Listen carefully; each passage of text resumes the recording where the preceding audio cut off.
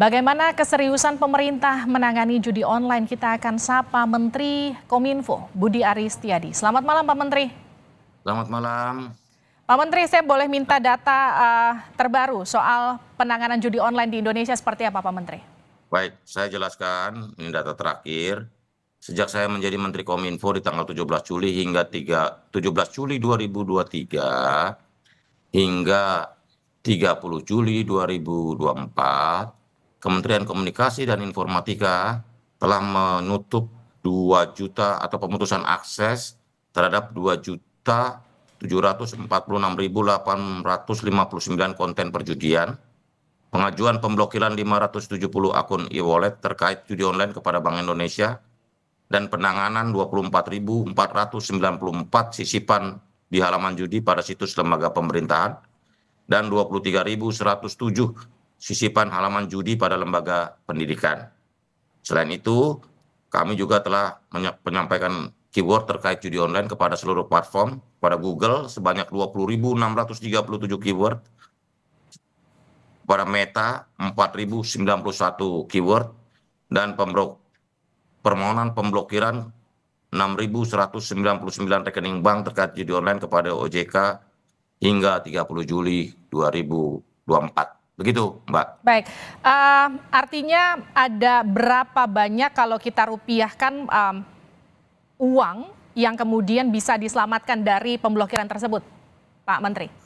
Jadi langkah yang telah kita lakukan bersama dengan intervensi Satgas judi online telah berhasil menurunkan 50% akses masyarakat pada situs judi online, serta menurunkan deposit pada judi online sebesar 34,49 triliun rupiah.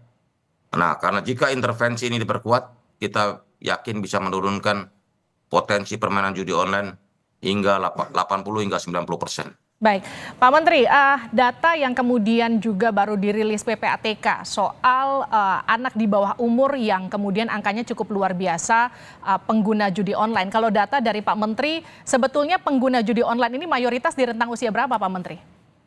Ya, menurut data demografi, memang ada sekitar 194.000 anak-anak terpapar judi online. Jadi kita bicara soal kuantitasnya ya. Nah, 194.000 ini bukan jumlah yang sedikit dari anak-anak kita yang terjerat korban judi online. Nah, berikutnya adalah bahwa memang judi online ini sudah begitu meresahkan masyarakat karena dampak buruk yang ditimbulkannya. Ini kan terus terang judi online ini kalau kita tidak melakukan intervensi, menurut perhitungan PPATK, di tahun 2023 itu nilai perputaran judi online itu 327 triliun rupiah. Hampir 1 triliun per hari, bayangkan. Nah, jika kita tidak melakukan intervensi secara serius, maka diperkirakan di tahun ini atau tahun 2024 bisa menembus angka 900 triliun rupiah. Bukan angka yang sangat ini angka yang sangat besar, yang dampaknya sangat buruk bagi perekonomian negara. Karena terus terang ini sangat tidak produktif. Dan ini adalah penipuan, judi online adalah penipuan terbesar bagi rakyat Indonesia.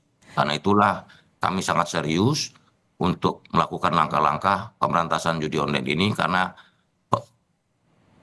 dengan komitmen kita melakukan pemberantasan judi online berarti kita menyelamatkan rakyat kita dari penipuan dan jerat judi online.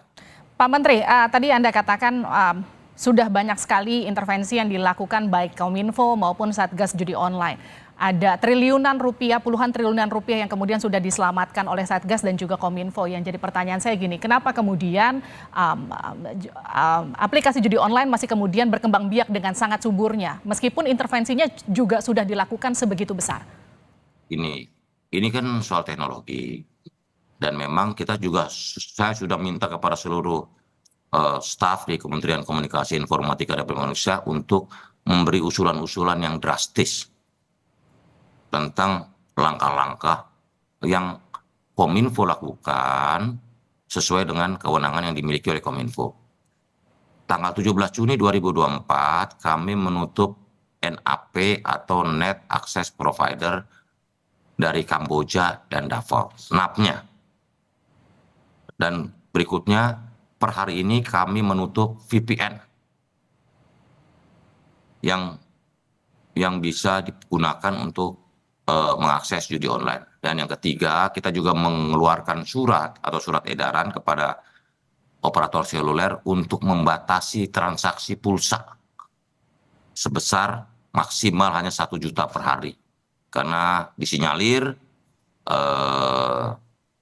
judi online ini bermutasi menjadi penjual beli pulsa. Sehingga kita batasi transaksi pulsa maksimal hanya 1 juta rupiah per hari. Begitu loh. Jadi semua langkah ini termasuk platform DuckDuckGo sudah kita ban dari Indonesia. Lalu jadi apapun yang bisa kita lakukan sesuai kewenangan kita akan lakukan. Kita all out untuk pemberantasan judi online karena ini soal nasib rakyat. Kasihan rakyat dijerat, ditipu, dan sini sudah waktunya kita untuk mengatakan tidak total terhadap judi online di Indonesia ini. Pak Menteri, maaf kalau saya bilang ini, tapi katakanlah gini, upaya pemerintah sudah cukup besar, tapi ini masih belum bisa selesai. Apakah mungkin kita masih kurang canggih? Kita kalah canggih dengan mereka para pelaku judi online, Pak Menteri? Kalau kurang canggih, enggak. Ini soal adu cepat aja. Begitu loh. Tapi dalam hemat kami, dan kita kan terus melakukan analisa. Tugas Kominfo ini hanya 30%, 40% dihilir dari pencegahan terhadap judi online. Karena yang kita tutup, kita batasi kan akses konektivitas ke internet. Sementara sisanya itu adalah di sistem pembayaran. Sekali lagi saya tegaskan, sistem pembayaran. Oke. Dalam hal ini OJK dan Bank Indonesia. Selama mereka punya kemauan, punya keinginan, punya komitmen, harusnya judi online bisa. Karena kalau sistem pembayarannya bisa kita patahkan, kita cegat, kita cekek, maka judi online udah nggak bisa lagi. Nah, saya harus akui jujur dengan data-data yang kami miliki, perbankan dan institusi keuangan ini menjadi bagian dari penikmat judi online. Saya tegaskan, penikmat judi online tanpa kalian sadari. Perbankan jadi penikmat judi online. Kenapa Pak? Karena perputaran uang yang banyak. Perputaran uang transaksi. Begini Mbak Livia, setahun itu ada 6 miliar transaksi judi online. Setahun itu ada 6 miliar transaksi judi online. Jika fee based income mereka Rp3.000 aja rata-rata, 18 triliun mereka menikmati judi online. Jadi sekarang saya fokus pada sistem pembayaran. Saya akan teriak-teriak biar OJK dan Bank Indonesia sadar dan tahu bahwa ini tanggung jawab kalian. Kalian telah mengsesatkan rakyat kalau kalian diam saja. Artinya kalau ada perputaran uang yang besar di perbankan, kemudian yang jadi pertanyaan, upaya optimal kerjasama seperti apa yang kemudian sudah dilakukan sejauh ini antara Kominfo dengan perbankan, dengan Bank Indonesia, dengan OJK, dengan PPATK? Komunikasi dengan Bank Indonesia, termasuk petinggi-petinggi Bank Indonesia, Deputi Bidang Sistem Pembayaran, juga Gubernur, OJK, dengan Pak Ketua OJK, Pak Mahendra, dan juga Perlindungan Konsumen, Ibu Kiki. Ini tugas kalian. Ini bukan ranahnya Kominfo. Kalau kalian serius harusnya bisa. Baik, Pak Menteri. Saya mau menyatakan ini supaya publik makin tercerahkan. Baik. Pencegahan ini adalah yang paling krusial adalah sistem pembayaran atau payment system. Oke. Karena secara sadar atau tidak sadar, institusi ini menjadi penikmat judi online. Baik, kalau soal yang dikatakan pengendali judi online, betulkah ada Kominfo mengendus bahwa ada orang Indonesia yang kemudian dikatakan punya backingan kuat mengendalikan judi online di Indonesia? Untuk nama-nama pengendali judi online itu kita serahkan kepada aparat penegak hukum. Dan saya juga tegaskan di malam ini, masyarakat makin lama makin nggak sabar. Saya yakin pada satu titik rakyat akan marah jika tidak ada langkah-langkah hukum yang diambil oleh aparat penegak hukum terhadap otak dan bandar judi online itu. Baik, Pak Menteri, saya baca pernyataan Anda di kompas.id yang Anda kemudian menyatakan sekitar 80% dari kalangan menengah ke bawah itu justru mereka tuh pelaku judi online, justru bukan kalangan menengah ke atas. atau kalangan menengah begitu. Kenapa begitu Pak Menteri? Begini, itu datanya dari Pusat Pelaporan Analisis Transaksi Keuangan atau PPATK. Bahwa pemain judi online ini adalah rakyat kecil. Kita tidak menyalahkan rakyat kecil, makanya tugas kita adalah bagaimana mereka disadarkan. Kalian jangan main judi online, karena kalian itu ditipu oleh bandar-bandar. Makanya statement saya adalah judi online adalah penipuan terbesar untuk rakyat Republik Indonesia. Kita ditipu mentah-mentah, rakyat ditipu mentah-mentah. Dan tugas pemerintah adalah bertanggung jawab terhadap peningkatan kesejahteraan dan kemampuan masyarakat. Masa kita diem aja begitu rakyat ditipu, kekayaannya yang terbatas dihisap? Kita harus melindungi warga negara kita. Pak Menteri, soal tadi Anda katakan kita ditipu mentah-mentah, rakyat juga jadi korban. Ditipu, diberi harapan palsu. Kalian bisa menang, uang 50.000 bisa jadi 1 miliar. Gimana caranya? Ditipu itu scam itu. Baik. Dia bayarin apa influencer kita menang judi online, bohong itu, tipuan semuanya. Jadi saya mau bilang judi online ini sama dengan penipuan. Tapi kan ada juga masyarakat pengguna judi online yang nggak sadar kalau itu judi online, Pak Menteri. Tugas kita menyadarkan. Tugas kita menyadarkan rakyat ini korban. Pelaku.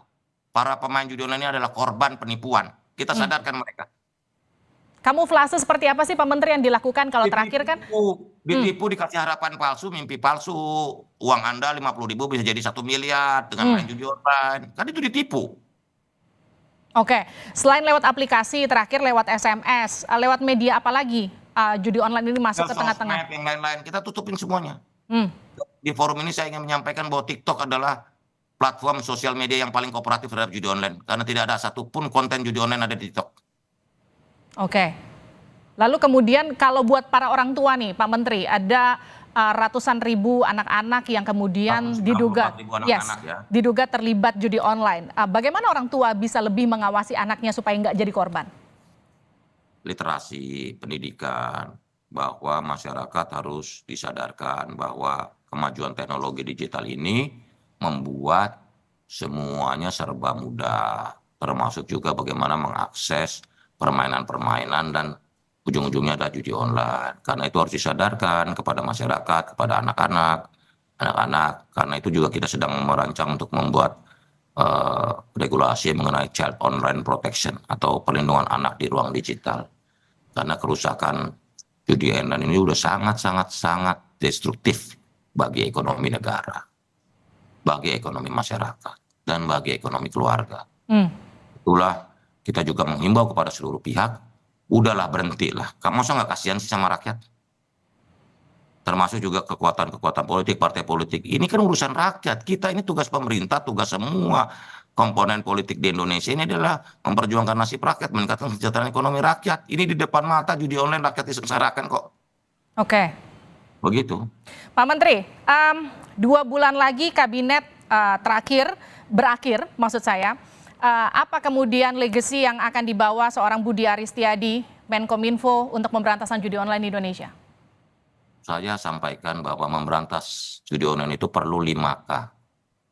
Yang pertama adalah kepedulian. Karena korbannya rakyat, maka kita harus peduli terhadap nasib rakyat. Itu dulu, kepedulian nomor 1. Kedua adalah komitmen, will untuk pemberantasan judi online ini. Yang ketiga adalah keberanian. Kita mau nggak, berani nggak. Dan yang keempat adalah konsistensi. Ini nggak bisa hari ini A, besok B, nggak bisa. Pemberantasan judi online harus konsisten. Dan yang terakhir, kelima, pemberantasan judi online ini memerlukan kebal terhadap godaan. Karena godaannya besar. Saya juga sampaikan secara langsung atau tidak langsung kepada pihak-pihak stakeholder pemerintah Republik Indonesia yang saya cinta ini, sudahlah, waktunya untuk berhenti. Baik.